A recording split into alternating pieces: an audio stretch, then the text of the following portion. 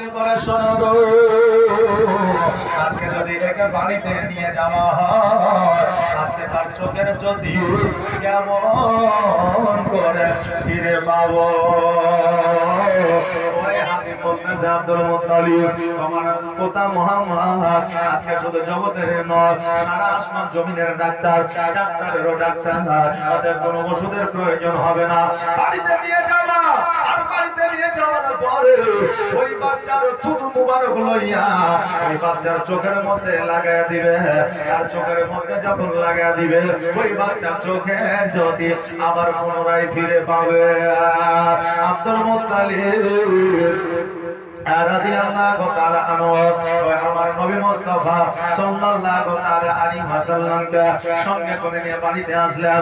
বাড়িতে আসার পরে আমার নবী মুস্তাফা সাল্লাল্লাহু তাআলা আলাইহি ওয়াসাল্লামকে দাঁড় করে দিলেন। আর দাঁড় করে দেওয়ার পরে আমার নবী মুস্তাফার থুতু মুবারক নিয়ে আমার নবী মুস্তাফার চক্ষু মুবারকে লাগায়া দিলেন। আর চক্ষু মুবারকে লাগায়া দেওয়ার পরে বলে, মুহাম্মদ এবার আস্তে আস্তে তোমার চোখটা খোলো।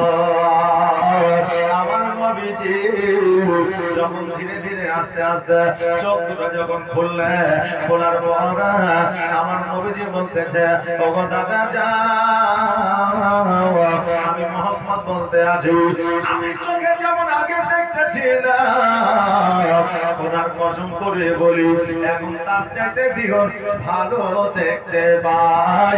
জোরে বলুন সুবহানাল্লাহ। আমার নবীর খুচর পাওয়ার যদি এত হইতে পারে, আমার নবীর পাওয়ার কত ছিল? আব্দুল মুত্তালিব রাদিয়াল্লাহু তাআলা আনহু বলে, ভাই মুহাম্মদ তুমি আর কান্না করিও না, চোখের পানি ফেলাইও না।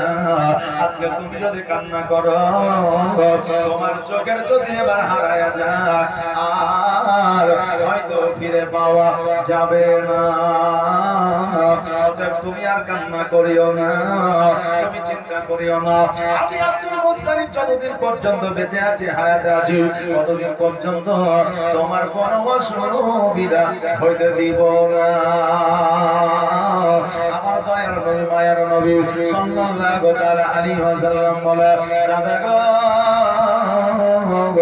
আমার মা সর্বদা যেন আমার চোখের সম্মুখে আছে।